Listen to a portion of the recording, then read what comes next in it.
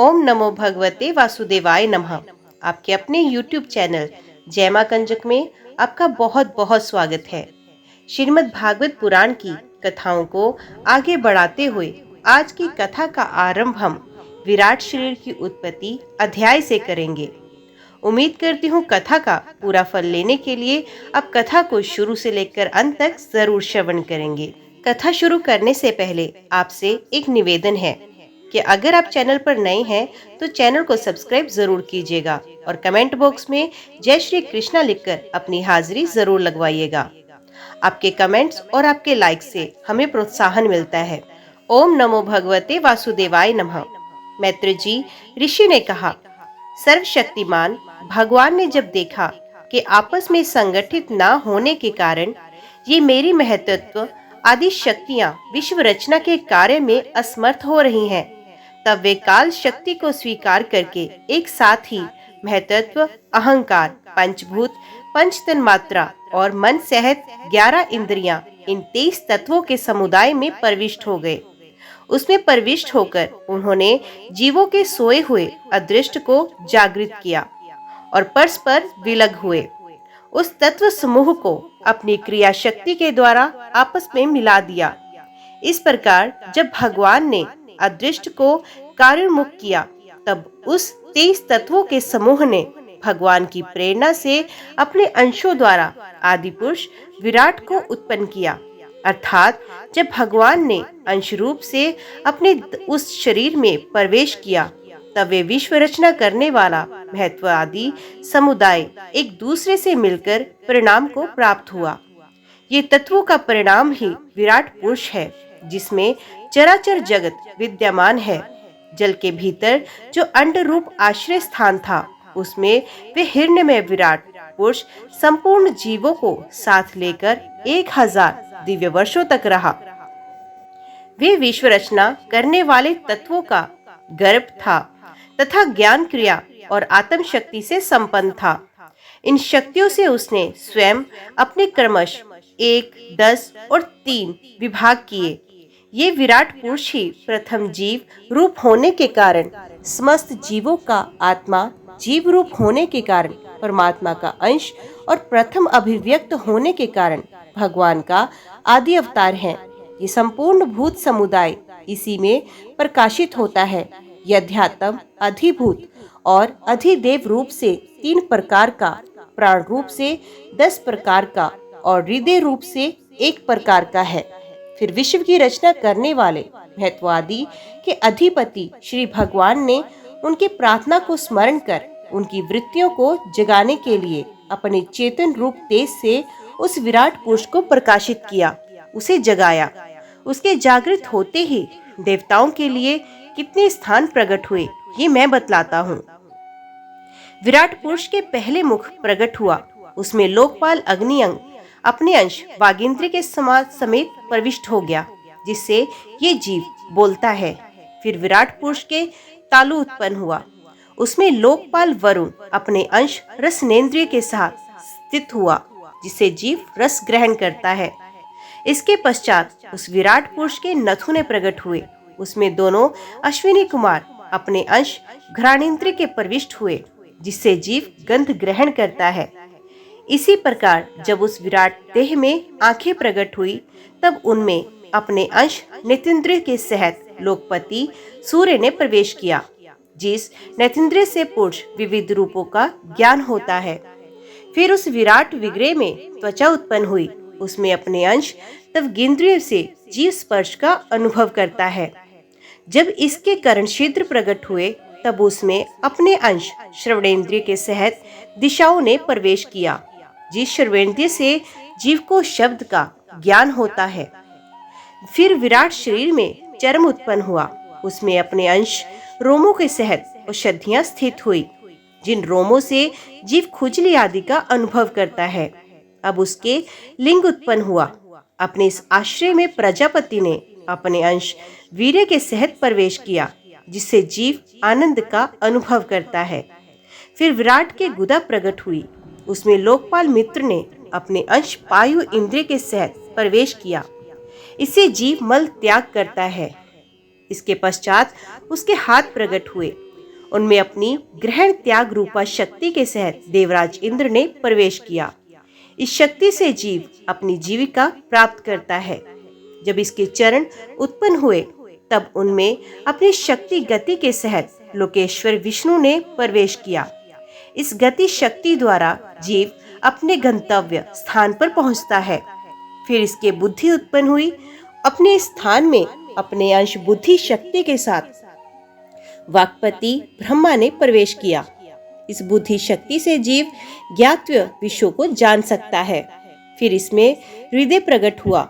उसमें अपने अंश मन के सहत चंद्रमा स्थित हुआ। इस मन शक्ति के द्वारा जीव संकल्प विकल्पादि रूप विकारों को प्राप्त होता है। तत्पश्चात विराट पुरुष में अहंकार उत्पन्न हुआ। इस अपने आश्रय में क्रिया शक्ति सहित अभिमान रुद्र ने प्रवेश किया। इससे जीव अपने कर्तव्य को स्वीकार करता है। अब इसमें चित्त प्रकट हुआ। उसमें चित्त शक्ति के सहत महत्व स्थित हुआ। इस चित्त शक्ति से जीव विज्ञान को उपलब्ध करता है। इस विराट पुरुष के सर से स्वर्गलोक, पैरों से पृथ्वी और नाभि से अंतरिक्ष उत्पन्न हुआ।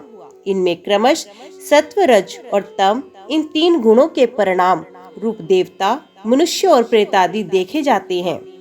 इनमें देवता लोग सत्व गुण की अधिकता के कारण स्वर्गलोक में मनुष्य और उनके उपयोगी गो आदि जीव रजोगुण की प्रधानता के कारण पृथ्वी में तथा तमोगुणी स्वभाव वाले होने से रुद्र के भूत प्रेम आदि दोनों के बीच में स्थित भगवान के नाभि स्थानीय अंतरिक्ष लोक में रहते हैं। विदुर जी वेद और ब्राह्मण भगवान के मुख से प्रकट हुए। मुख से प्रकट होने के कारण ही ब्राह्मण सब वर्णों में श्रेष्ठ और सबका गुरु है। उनकी भुजाओं से क्षत्रिय वृत्ति और उसका अवलंबन करने वाला क्षत्रिय वर्ण उत्पन्न हुआ, जो विराट भगवान का अंश होने के कारण जन्म लेकर सब वर्णों की चोर आदि के उपद्रवों से रक्षा करता है। भगवान की दोनों जांघों से सब लोगों का निर्वाह करने वाली वैश्यवृत्ति उत्पन्न हुई और उन्हीं से वैश्य वर्ण का भी प्रादुर्भाव हुआ। ये वर्ण अपनी वृत्ति से सब जीवों की जीविका चलाता है। फिर सब धर्मों की सिद्धि के लिए भगवान के चरणों से सेवा वृत्ति प्रकट हुई और उन्हीं से पहले उस वृत्ति का अधिकारी शूद्र वर्ण भी प्रकट हुआ, जिसकी वृत्ति से ही श्री हरि प्रसन्न हो जाते हैं। ये चारों वर्ण अपनी अपनी वृत्तियों के सहत जिनसे उत्पन्न हुए हैं, उन अपने गुरु श्री हरि का अपने अपने धर्मों से चित्त शुद्धि के लिए श्रद्धा पूर्वक पूजन करते हैं। विदुर जी ये विराट पुरुष काल, कर्म और स्वभाव शक्ति से युक्त भगवान की योग माया के प्रभाव को प्रकट करने वाला है। इसके स्वरूप का पूरा वर्णन करने का कौन साहस कर सकता है। तथापि प्यारे विदुर जी अन्य व्यवहारिक चर्चाओं से अपवित्र हुई अपनी वाणी को पवित्र करने के लिए जैसी मेरी बुद्धि है और जैसा मैंने गुरु मुख से सुना है, वैसा श्री हरि का सुयश वर्णन करता हूँ। महापुरुषों का मत है कि पुण्य श्लोक शिरोमणि श्री हरि के गुणों का गान करना ही मनुष्यों की वाणी का तथा विद्वानों के मुख से भगवत कथा अमृत का पान करना ही उनके कानों का सबसे बड़ा लाभ है। वत्स हम ही नहीं, आदि कवि श्री ब्रह्मा जी ने 1000 दिव्य वर्षों तक अपनी योग माया परिपक्व बुद्धि से विचार किया, तो भी क्या वे भगवान की अमित महिमा का पार पा सके। अत भगवान की माया बड़े बड़े मायावियों को भी मोहित कर देने वाली है। उसके चक्कर में डालने वाली चाल अनंत है। अतएव स्वयं भगवान भी उसकी था नहीं लगा सकते, फिर दूसरों की तो बात ही क्या। जहाँ ना पहुंचकर मन के सहत वाणी भी लौट आती है तथा जिनका पार पाने में अहंकार के अभिमानी रुद्र तथा अन्य इंद्रियाधिष्ठाता देवता भी समर्थ नहीं है, उन श्री भगवान को हम नमस्कार करते हैं। श्री शुकदेव जी कहते हैं, मैत्र जी का ये भाषण सुनकर बुद्धिमान व्यास नंदन विदुर जी ने उन्हें अपनी वाणी से प्रसन्न करते हुए कहा, ब्राह्मण भगवान तो शुद्ध बोध स्वरूप निर्विकार और निर्गुण है। उनके साथ लीला से भी गुण और क्रिया का संबंध कैसे हो सकता है। बालक में तो कामना और दूसरों के साथ खेलने की इच्छा रहती है। इसी से वे खेलने के लिए प्रयत्न करता है, किंतु भगवान तो स्वतः नित्य तृप्त, पूर्ण काम और सर्वथा असंग है। वे क्रीड़ा के लिए भी क्यों संकल्प करें। भगवान ने अपनी गुणमयी माया से जगत की रचना की, उसी से वे इसका पालन करते हैं और फिर उसी से संहार भी करेंगे। जिनके ज्ञान का देश, काल अथवा अवस्था से, अपने आप या किसी दूसरे निमित्त से भी कभी लोभ नहीं होता, उनका माया के साथ किस प्रकार संयोग हो सकता है। एकमात्र ये भगवान ही समस्त क्षेत्रों में उनके साक्षी रूप में स्थित हैं। फिर इन्हें दुर्भाग्य या किसी प्रकार के कर्म जनित क्लेश की प्राप्ति कैसे हो सकती है। भगवान, इस अज्ञान संकट से पढ़कर मेरा मन बड़ा खिन्न हो रहा है। आप मेरे मन के इस महान मोह को कृपा करके दूर कीजिए। श्री सुखदेव जी कहते हैं, तत्व जिज्ञासु विदुर जी की ये प्रेरणा प्राप्त कर अहंकारहीन श्री मित्र जी ने भगवान का स्मरण करते हुए मुस्कुराते हुए कहा, जो आत्मा सबका स्वामी और सर्वथा मुक्त स्वरूप है, वही दीनता और बंधन को प्राप्त है। ये बात युक्ति विरुद्ध अवश्य है, किंतु वस्तुत यही तो भगवान की माया है। जिस प्रकार स्वप्न देखने वाले पुरुष को अपना सर कटना आदि व्यापार ना होने पर भी अज्ञान के कारण सत्यवत भासते हैं, उसी प्रकार इस जीव को बंधन आदि ना होते हुए भी अज्ञानवश भास रहते हैं। यदि ये कहा जाए कि फिर ईश्वर में इनकी प्रीति क्यों नहीं होती, तो इसका उत्तर ये है कि जिस प्रकार जल में होने वाली कंप आदि क्रिया जल में दिखने वाले चंद्रमा के प्रतिबिंब में न होने पर भी भासती है, आकाशस्थ चंद्रमा में नहीं, उसी प्रकार देहाभिमानी जीव में ही देह के मिथ्या धर्मों की प्रतीति होती है, परमात्मा में नहीं। निष्काम भाव से धर्मों का आचरण करने पर भगवत कृपा से प्राप्त हुए भक्ति योग के द्वारा ये प्रतीति धीरे धीरे निवृत्त हो जाती है। जिस समय समस्त इंद्रियां विषयों से हटकर साक्षी परमात्मा श्री हरि में निश्चल भाव से स्थिर हो जाती हैं, उसी समय गाढ़ निद्रा में सोते हुए मनुष्य के समान जीव के राग द्वेषादि सारे कलेश सर्वथा नष्ट हो जाते हैं। श्री कृष्ण के गुणों का वर्णन एवं श्रवण अशेष दुष्ट राशि को शांत कर देता है। फिर यदि हमारे हृदय में उनके चरण कमल की रज के सेवन का प्रेम जग पड़े, तब तो कहना ही क्या। विदुर जी ने कहा, भगवान, आपके युक्ति युक्त वचनों की तलवार से मेरे संदेह छिन्न भिन्न हो गए हैं। अब मेरा चित्त भगवान की स्वतंत्रता और जीव की परतंत्रता दोनों ही विषयों में खूब प्रवेश कर रहा है। विद्वान, आपने ये बात बहुत ठीक कही कि जीव को जो क्लेश आदि की प्रतीति होती है, उसका आधार केवल भगवान की माया ही है। ये क्लेश मिथ्या एवं निर्मूल ही है, क्योंकि इस विश्व का मूल कारण ही माया के अतिरिक्त और कुछ नहीं। इस संसार में दो ही प्रकार के लोग सुखी हैं, या तो जो अत्यंत मूढ़ हैं या जो बुद्धि आदि से अतीत श्री भगवान को प्राप्त कर चुके हैं। बीच की श्रेणी के संशयापन लोग तो दुखी भोगते रहते हैं। भगवान, आपकी कृपा से मुझे ये निश्चय हो गया कि ये अनात्म पदार्थ वस्तुत है नहीं, केवल प्रतीत होती है। अब मैं आपके चरणों की सेवा के प्रभाव से उस प्रतीति को भी हटा दूंगा। इन श्री चरणों की सेवा से नित्य सिद्धि भगवान श्री मधुसूदन के चरण कमलों में उत्कट प्रेम और आनंद की बुद्धि होती है, जो आवागमन की यंत्रणा का नाश करती है। महात्मा लोग भगवत प्राप्ति के साक्षात मार्ग ही होते हैं। उनके यहाँ सर्वदा देवाधिदेव श्री हरि के गुणों का गान होता रहता है। अल्प पुण्य पुरुष को उनकी सेवा का अवसर मिलना अत्यंत कठिन है। भगवान, आपने कहा कि सृष्टि के प्रारंभ में भगवान ने क्रमश महदादि तत्व और उनके विकारों को रचकर फिर उनके अंशों से विराट को उत्पन्न किया, और इसके पश्चात वे स्वयं उसमें प्रविष्ट हो गए। उन विराट के हजारों पैर, जांघें और बाहें हैं। उन्हीं को वेद आदि पुरुष कहते हैं। उन्हीं में ये सब लोग विस्तृत रूप से स्थित, उन्हीं में इंद्रिय, विषय और इंद्रियभिमानी देवताओं के सहित 10 प्रकार प्राणों का, जो इंद्रिय बल, मनोबल और शारीरिक बल रूप से 3 प्रकार के हैं, आपने वर्णन किया है। और इन्हीं से ब्रह्मणादि वर्ण भी उत्पन्न हुए। अब आप मुझे उनकी ब्रह्मादि विभूतियों का वर्णन सुनाएं।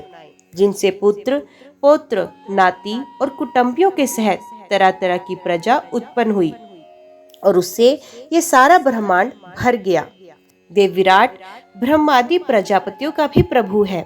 उसने किन किन प्रजापतियों को उत्पन्न किया तथा सर्ग, अनुसर्ग और मनवंतरों के अधिपति मनुओं की भी किस क्रम से रचना की। मैत्रेय जी उन मनुओं के वंश और वंशधर राजाओं के चरित्रों का, पृथ्वी के ऊपर और नीचे के लोकों तथा भूलोक के विस्तार और स्थिति का भी वर्णन करें तथा ये भी बताएं कि त्रियक मनुष्य, देवता, सरीसृप और पक्षी तथा जरायुज, स्वदेज, अडंज और अद्विज ये 4 प्रकार के प्राणी किस प्रकार उत्पन्न हुए। श्री हरि ने सृष्टि करते समय जगत की उत्पत्ति, स्थिति और संहार के लिए अपने गुण अवतार ब्रह्मा, विष्णु और महादेव रूप से जो कल्याणकारी लीलाएं की उनका भी वर्णन करें। वेश, आचरण और स्वभाव के अनुसार वर्णाश्रम का विभाग, ऋषियों के जन्म कर्मादि, वेदों का विभाग, यज्ञों का विस्तार, योग का मार्ग, ज्ञान मार्ग और उसका साधन सांख्य मार्ग तथा भगवान के कहे हुए नारद, पांचरात्र आदि तन शास्त्र, विभिन्न पाखंड मार्गों के प्रचार से होने वाली विषमता, नीच वर्ण के पुरुष से उच्च वर्ण की स्त्री में होने वाली संतानों के प्रकार तथा भिन्न भिन्न गुण और कर्मों के कारण जीव की जैसी और जितनी गतियां होती हैं वे सब सुनाए। ब्राह्मण धर्म, अर्थ, काम और मोक्ष की प्राप्ति के परस्पर अविरोधी साधनों का वाणिज्य, दंड नीति और शास्त्र श्रवण की विधियों का, श्राद्धा की विधि का, पितृगणों की सृष्टि का तथा काल चक्र में ग्रह, नक्षत्र और तारागण की स्थिति का भी अलग अलग वर्णन करें। दान, तप तथा इष्ट पूर्त कर्मों का क्या फल है, प्रवास और आपत्ति के समय मनुष्य का क्या धर्म है। निष्पाप मैत्रेय जी धर्म के मूल कारण श्री जनार्दन भगवान किस आचरण से संतुष्ट होते हैं और किन पर अनुग्रह करते हैं ये वर्णन करें। द्विजवर, दीन वत्सल गुरुजन अपने अनुगत शिष्यों और पुत्रों को बिना पूछे भी उनके हित की बात बतला देते हैं। भगवान उन भेदादि तत्वों का परले कितने प्रकार का है तथा जब भगवान योग में निद्रा में शयन करते हैं तब उनमें से कौन कौन तत्व उनकी सेवा करते हैं और कौन उनमें लीन होते हैं। जीव का तत्व, परमेश्वर का स्वरूप, उपनिषद प्रतिपादित ज्ञान तथा गुरु और शिष्य का पारस्परिक प्रयोजन क्या है। पवित्रात्मन विद्वानों ने उस ज्ञान की प्राप्ति के क्या क्या उपाय बताए, क्योंकि मनुष्य को ज्ञान, भक्ति अथवा वैराग्य की प्राप्ति अपने आप तो नहीं हो सकती।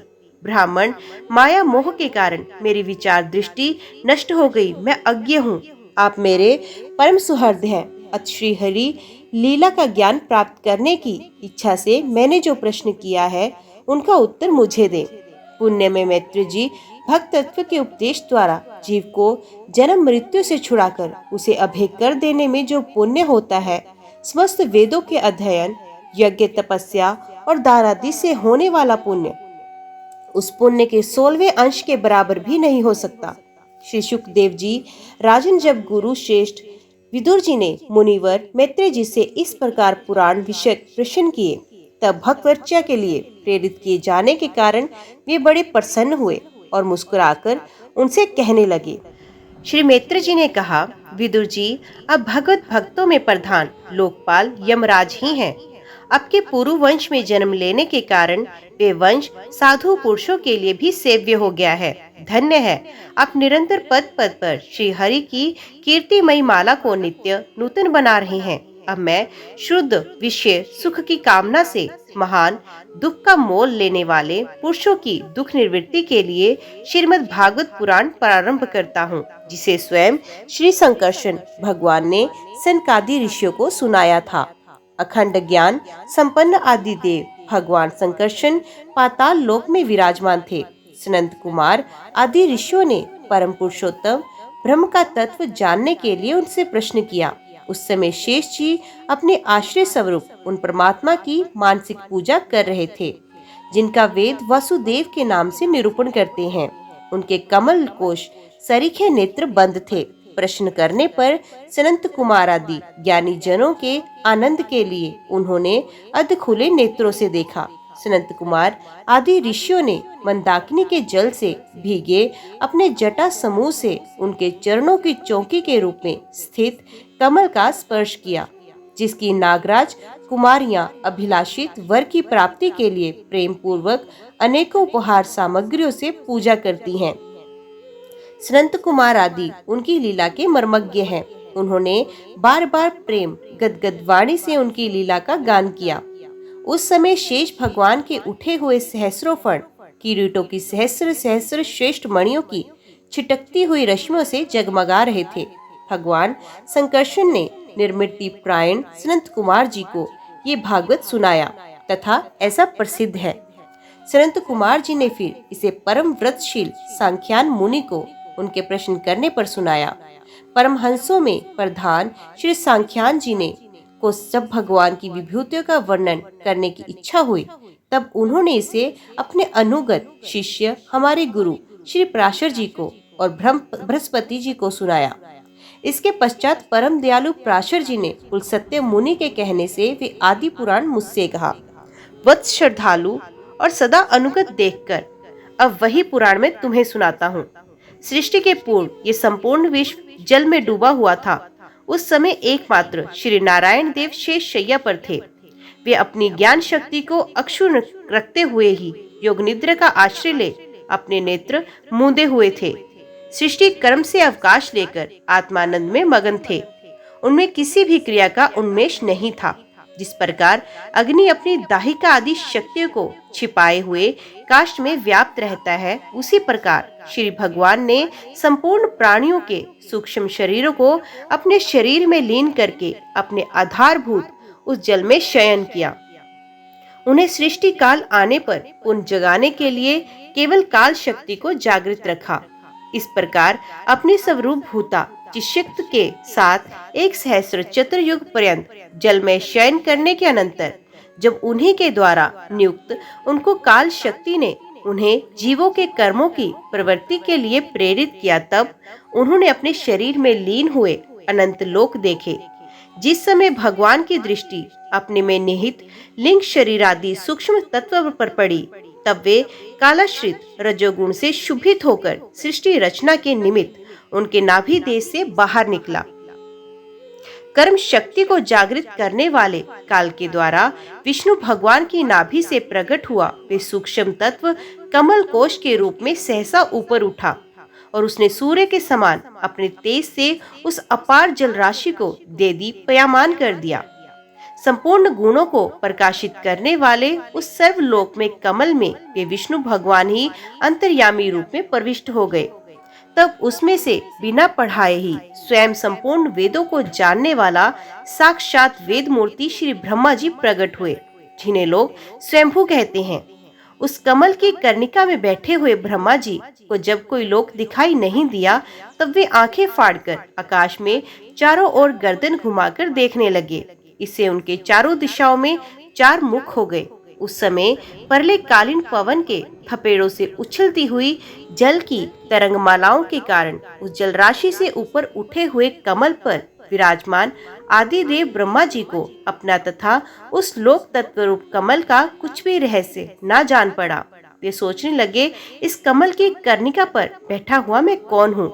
ये कमल भी बिना किसी अन्य आधार के जल में कहां से उत्पन्न हो गया? इसके नीचे अवश्य कोई ऐसी वस्तु होनी चाहिए जिसके आधार पर यह स्थित है।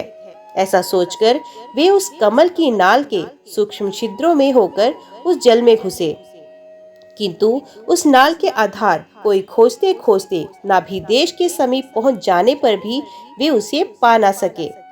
विदुर जी उस अपार अंधकार में अपने उत्पत्ति स्थान को खोजते खोजते ब्रह्मा जी को बहुत काल बीत गया। ये काल ही भगवान का चक्र है जो प्राणियों को भयभीत करता रहता है। अंत में विफल मनोरथ हो वे वहां से लौट आए और पुनः अपने आधार भूत कमल पर बैठकर धीरे धीरे प्राणवायु को जीतकर चित्त को निसंकल्प किया और समाधि में स्थित हो गए। इस प्रकार पुरुष की पूर्ण आयु के बराबर काल तक अच्छी तरह योगाभ्यास करने पर ब्रह्मा जी को ज्ञान प्राप्त हुआ। तब उन्होंने अपने उस अधिष्ठान को, जिसे वे पहले खोजने पर भी नहीं देख पाए, अपने ही अंतःकरण में प्रकाशित होते देखा। उन्होंने देखा उस परले कालीन जल में शेष जी के कमल नाल सदृश गोर और विशाल विग्रह की शया पर पुरुषोत्तम भगवान अकेले ही लेटे हुए हैं। शेष जी के 10,000 फण छत्र के समान फैले हैं। उनके मस्तकों पर किरीट शोभायमान है। उनमें जो मणियां जड़ी हुई हैं, उनकी कांति से चारों ओर का अंधकार दूर हो गया। वे अपने श्याम शरीर की आभा से मरकतमणि के पर्वत की शोभा को लज्जित कर रहे हैं। उनकी कमर का पीठ पीठ पर्वत के प्रांत देश में छाए हुए सायंकाल के पीले पीले चमकीले मेघों की आभा को मलिन कर रहा है। सिर पर सुशोभित स्वर्ण मुकुट स्वर्ण में शिखरों का मान मर्दन कर रहा है। उनकी वनमाला पर्वत के रत्न जलप्रपात औषधि और पुष्पों की शोभा को प्रास्त कर रही है तथा उनके भुजदंड वेणुदंड का और चरण वृक्षों का तिरस्कार करते हैं। उनका वे श्री विग्रह अपने प्रमाण से लंबाई चौड़ाई में त्रिलोकी का संग्रह किए हुए है। वे अपनी शोभा से विचित्र एवं दिव्य वस्त्राभूषणों की शोभा को सुशोभित करने वाला होने पर भी पीताम्बर आदि अपनी वेशभूषा से सुशोभित है। अपनी अपनी अभिलाषा की पूर्ति के लिए भिन्न भिन्न मार्गों से पूजा करने वाले भक्त जनों को कृपा पूर्वक अपने चरण कमलों का दर्शन दे रहे हैं, जिनके सुंदर अंगुली दल नक्षचंद्र की चंद्रिका से अलग अलग स्पष्ट चमकते रहते हैं। सुंदर नासिका, भौहें, कानों में झिलमिलाते हुए कुंडल की शोभा, बिंबा फल के समान लाल लाल अधरों की कांति एवं मुस्कान से युक्त मुखारविंद के द्वारा वे अपने उपासकों का सम्मान अभिनंदन कर रहे हैं। वत्स उनके नितंब वेश मेकतंब कुसुम्ब की केसर के समान पीत वस्त्र और स्वर्णमय मेखला सुशोभित है तथा वक्षस्थल में अमूल्य हार और सुनहरी रेखा वाले श्री वत्स चिन्ह की अपूर्व शोभा हो रही है। वे अव्यक्त मूल चंदन वृक्ष के समान है।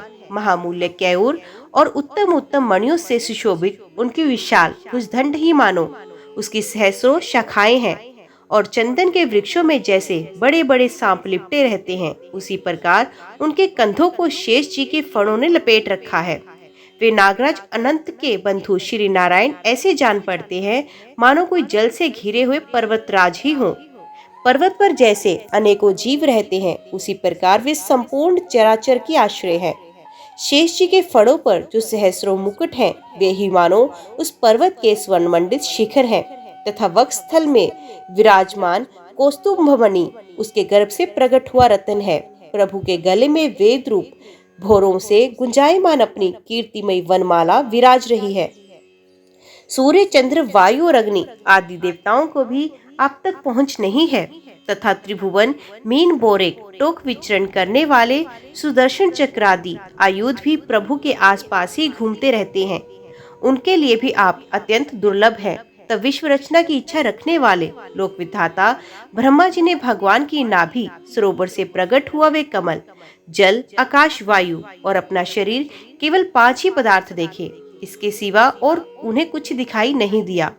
रजोगुण से व्याप्त ब्रह्मा जी प्रजा की रचना करना चाहते थे। जब उन्होंने सृष्टि के कारण रूप केवल ये 5 ही पदार्थ देखे, तब लोक रचना के लिए उत्सुक होने के कारण वे अचिंत्य गति श्री हरि से चित्त लगाकर उन परम पूजनीय प्रभु की स्तुति करने लगे। ओम नमो भगवते वासुदेवाय नमः। आज की वीडियो में इतना ही। उम्मीद करती हूँ वीडियो आपको पसंद आई होगी। वीडियो पसंद आई हो तो वीडियो को लाइक और चैनल को सब्सक्राइब जरूर कीजिएगा। जय श्री कृष्णा लिखकर कमेंट बॉक्स में अपनी हाजिरी लगवाना ना भूलिएगा। तो मिलते हैं अगले अध्याय के साथ। तब तक के लिए देखते व सुनते रहिए। जय मां कंजक, जय माता दी।